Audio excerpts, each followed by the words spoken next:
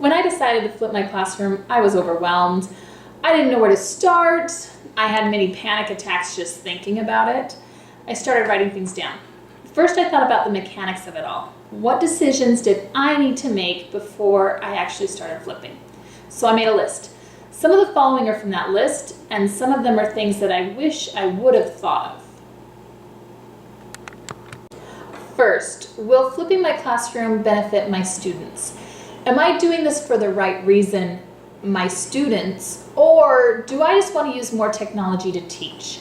Am I just jumping on a bandwagon? For me, this was an easy one. I had done all the research, which suggested that flipping, when done correctly, can greatly benefit students.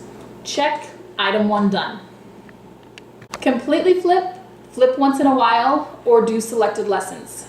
Do I want to jump in entirely from the beginning? Am I ever going to jump in entirely? This all depends on you and what you think is best for your students. My students are middle schoolers. They need structure, they need repetition.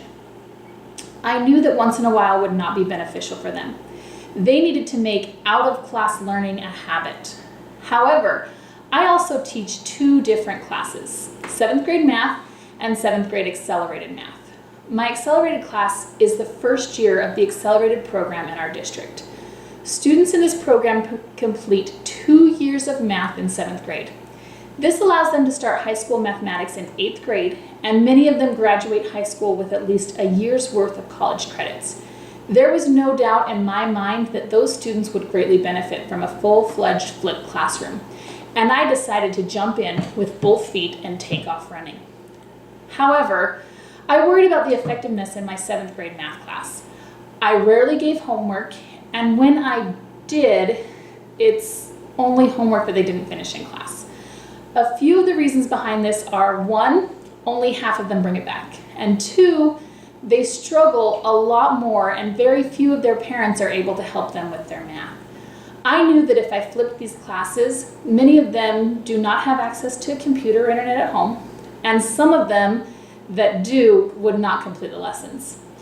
I would be using class time to teach those lessons anyways.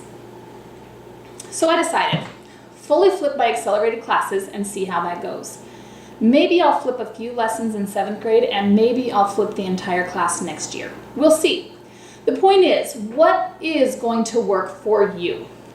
What is going to work for your students? Is a flipped classroom feasible with your students? Do what works for your students. How will my students access flipped material? Does your district have an online program or site that will work? Moodle, email, Google Classroom, your own classroom website? Once again, do what works for you. What program do you already know and are already familiar with? Do you need a program that allows your students to post in a public forum? I found this useful. It really encouraged student discussion outside of class. Do they need to be able to send you private messages? I ultimately chose Google Classroom. It's user-friendly for me, and all of my students have already used it. It allows me to use a public forum for students to ask and answer each other's questions, and it allowed them to send me private messages. Find what works for you. What technology will I use to create videos? There are so many options here. Some are as simple as your cell phone, and others are a little more involved and time-consuming. I learned I could get the YouTube app. Yes, I decided to use YouTube to publish videos, but we'll get to that. Record a video with my phone and upload it right from my phone using the app. However, my cell phone is a little older because I'm a teacher and a new cell phone is expensive. And the video quality was not great. Students complained of the videos being blurry and the sound wasn't great. After making a few videos with my cell phone, I wrote a grant for a new classroom set of iPads. While waiting for the grant decision and keeping my fingers crossed, I decided to use my digital video camera. The quality and sound were great. I downloaded a simple editing program and learned how to use it. I don't use it often. I think it's good for my students to see me mess up and make corrections. Sometimes I even upload a video with a mistake, and sometimes I actually do this on purpose. My students do point out the mistakes, even if I don't notice them. And I know that if they can point out my mistakes in the video, they understand the concept. Once again, do what works for you. What do you already know how to use? Do not make this more difficult than it already is. What service will I use to publish my videos? My own class website, YouTube, just email them. They may be too big. Upload the file to Google Classroom. They may also be too big. I did not want my face to be all over the internet. So I tried to upload the videos to my Google Classroom, but the files were way too big.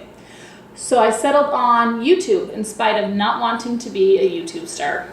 However, I set my videos to unpublished, which means that someone can only access my videos if they have the link. I know that someday I'll make all of my videos public, but I want a lot more practice before I go pro. Does it have to be videos? No. That's the beauty of a flipped classroom. You can make it whatever you want. Whatever works for you. Is it an article that students will read and complete a know and wonder chart before class? Is it a topic they will research before class time and bring back their findings? Can you have your students create their own video? Yes, it can be anything, so be creative. How will I teach my students viewing skills? I have been given the opportunity to do this 3 times. The first time was with the students I started with at the beginning of the year. I created a PowerPoint and asked the students to sit down with their parents and complete this flipped classroom lesson. This is what was included in the lesson. What a flipped classroom was, what is expected of students prior to class. It explained that deadlines were not negotiable because the student would not be able to complete the in-class learning if the out-of-class learning did not happen. It explained good note-taking skills and asked them to add a comment with any questions or concerns about a flipped classroom. I regretted not talking it through with the students, so the second opportunity I did. I had a handful of students who were added to my accelerated class a few weeks late. I sat down with them and went over the PowerPoint in detail, and then asked them to sit down with their parents and explain the flipped classroom and the expectations to them. I regretted things once again. My students were not using the videos in the best ways possible. They were not pausing to take notes, stopping and rewinding when they didn't quite understand, and they never watched them again. So the third opportunity, I did it right. I created a flipped classroom lesson, and I completed the lesson in class like I was a student. I read all the directions aloud like I would have read them in my mind if I were the student. I watched the video. During the video, I took notes on the board like I would have in my math journal, which is where we take notes in our class. I paused to finish the notes, and I stopped and backed the video up when I didn't understand something, needed to hear it again, or needed more time to take notes. After the video was over, I watched it again to make sure I didn't miss anything, and I added a few more notes. Next, I referred to the pages in the book, and I actually projected them on the board so the students could see what I was looking at. I added notes to my math journal and completed the handful of on your own problems. I then made a note about something I felt like I didn't quite understand so that I wouldn't forget to ask the class and Mrs. Moore tomorrow. I even highlighted it to be sure that I saw it during class. That was it. It worked. The students were taking better notes, asking more questions, and they came to class more prepared. I really think this is something that every teacher needs to figure out with trial and error. However, I would recommend that you be very specific. We often think that students know how to take notes and they know how to listen, when in all reality they don't, or at least they don't with the detail and attention they would need to. Err on the side of too much detail of what is expected than on too little, and find what works for you. How will I make students accountable for flipped material? This seems like such an easy one. I'll look at their notes. However, when it came down to it, I rarely did. There was just not enough time to look at 30 students' math journals every class period, and it didn't work for me. So once I started making my own videos, No, I didn't make my own videos at first, but we'll talk about that later. I started putting a code word in each video. I tried to put it in different parts of the video, although always at least halfway through. And then toward the end of the video, I told them what to do with that code word. Email it to me, private message me on our Google Classroom, put it in your notes. There are a lot of options here. Find what works for you, but be sure to keep them accountable and follow through. One of my biggest problems was finding the time to follow through with looking at their notes. I had many students who were not doing their flipped lessons because they knew I would forget to or not have time to check their notebooks. What is the best way to arrange my classroom for a flipped class? The more class discussions, the better. Groups of 4 are my favorite. 6 was too much with my students. There will always be a few who don't participate in the discussion. Also, seating chart, no seating chart. I've done both, and I do not prefer one over the other. No seating chart allowed students to sit with classmates they were already comfortable with, but they also talked a lot about other things not related to math. Seating chart made the discussions more forced, but the students in the group didn't all think in the same way like they often did when they were allowed to sit with their friends. I prefer to switch it up. Some days we were in seating chart A, they chose, and some days we're in seating chart B, my choice. Try a few things out and do what works for your students. How will I communicate what I am doing with students, parents, and administrators? It worked really well to have the students and parents sit down and complete the What is a Flipped Classroom PowerPoint together.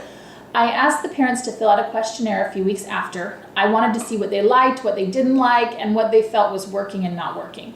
I got really good feedback, which helped me make some needed changes, but leave some things alone that I thought about changing. I sent a questionnaire home a few times over the course of the year to make sure the program was still working for parents. I got a lot of pushback at first. However, all but one parent came to love the flipped classroom model. They appreciated that they knew what their child was learning. The frustrating parts, like actually doing math, were done in school with my help and the help of their classmates, and they actually had less homework. I sat down with my administrator at the beginning of the year and explained what I was going to do. She was beyond supportive and very excited to see the outcome. I hope you all have an administrator who will support you, because you will have a few parents who will complain before they come around to the idea of a flipped classroom, and you need someone in your corner. If you have an administrator you don't think will be super supportive, pull their research. Show them the positive effects of a flipped classroom, and they will have no choice but to get on board. How will I measure understanding of the material day to day, week to week, unit to unit? There are so many options here. Quizzes, enter tickets instead of exit tickets, bell ringers, tasks, tests, etc. This really is limitless. Find something that works for you, but doesn't create a lot more work for you.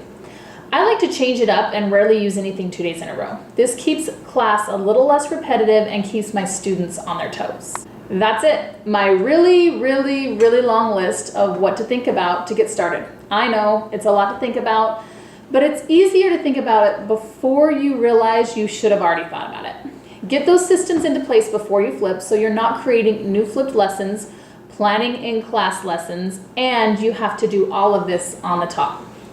Have fun with it and do what works for you. If you have any great ideas that worked for you, leave them in the comments for someone else to try.